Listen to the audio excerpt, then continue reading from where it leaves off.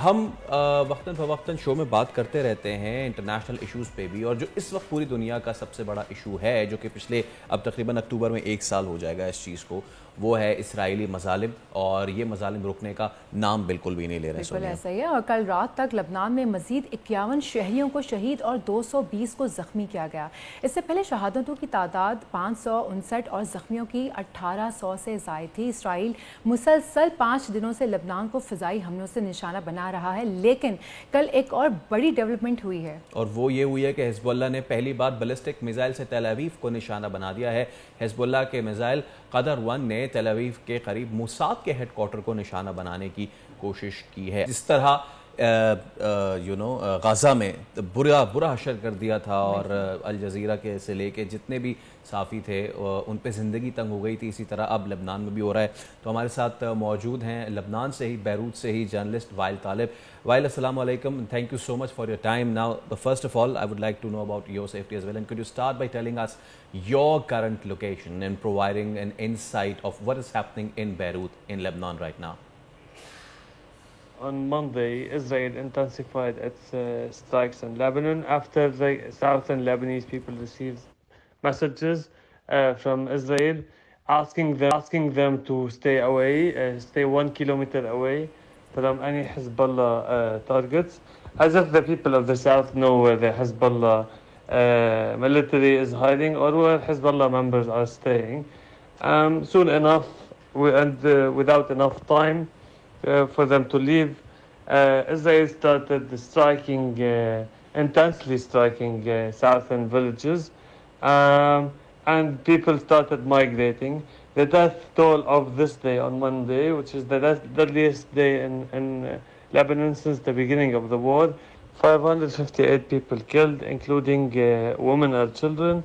And the Lebanese health minister said that the majority of these casualties are civilian casualties, as opposed to Israel claim that it's only targeting Hezbollah military sites. And in the days after, even though the death toll was not the same, the death toll from Monday is the highest since the Lebanese civil war.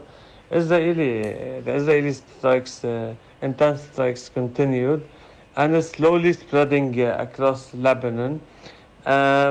On Monday, also, tens of thousands of southern people migrated north towards Beirut and other cities, and they all were stuck in traffic because the amount of the same people migrating. It took people, for a road that usually takes 1 hour, it took 10 hours plus. Some people were sleeping in their cars, some people were sleeping next to the road. I was told that until this day, people are still searching for shelters and are sleeping on mattresses on the side of the okay, all road. right, all right. Well, what are the current conditions in hospitals and medical facilities, and how are they managing the surge in casualties? The hospitals are not overwhelmed yet because the Lebanese health ministry have anticipated an escalation scenario and have prepared for such a scenario, imported medicine enough for 3 months. But at some point, if it goes on for a long time, that maybe is not sustainable. While Hezbollah is the most important stakeholder in all this situation, now what's the current position about Hezbollah in all this conflict? How many of their leaders have been killed, or are they primarily on the defensive, or are they still able to mount an effective response? Hezbollah's intervention in this war in the south is based on the idea that it's quote unquote a support front for Gaza. So it's basing its stopping of its attacks on Israel on the stopping of the attacks on Gaza. But yeah, like is Hezbollah now in the offensive or the defensive? I would say it's definitely in the defensive. Their leaders have been assassinated one after the other.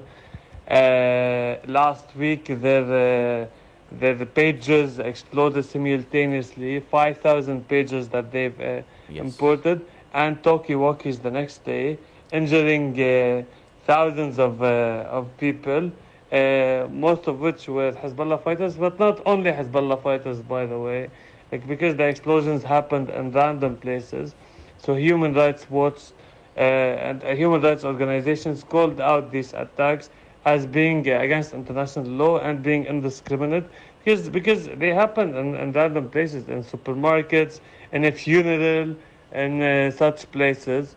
Nasrallah, head of Hezbollah, had a speech after the Pages attack saying that they will continue fighting and that unless the fight in Gaza stops, the northern Israelis will not be able to come back to their villages. So that is their current stance.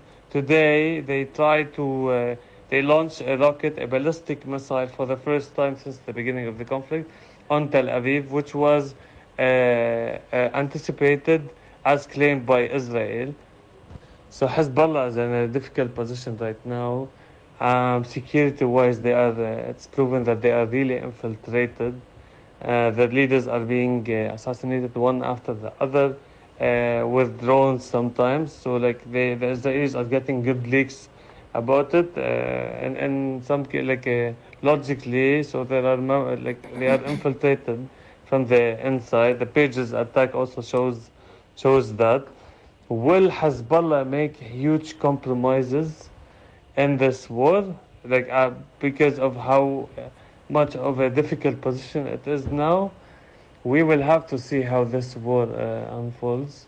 I think it's an existential war for Hezbollah, because if they give huge compromises, their owning of weapons outside of the Lebanese state will be exactly. Question. This is very much a crucial situation for all of us. But if this conflict continues at its current intensity, what do you foresee happening? Are there reports of ground confrontations or tank movements, or is Israel primarily conducting airstrikes? There are leaks by the Israeli military and the media and the Israeli media that they are preparing for a ground invasion, but that could be a psychological war. Hezbollah is in a difficult position now. It's on the defensive.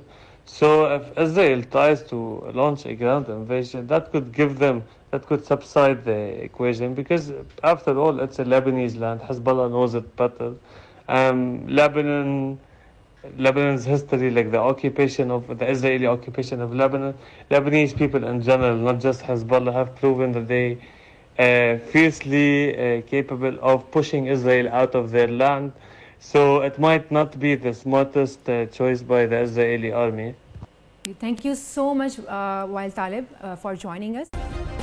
Subscribe करें और bell दबाएं ताकि कोई खबर रह न जाए।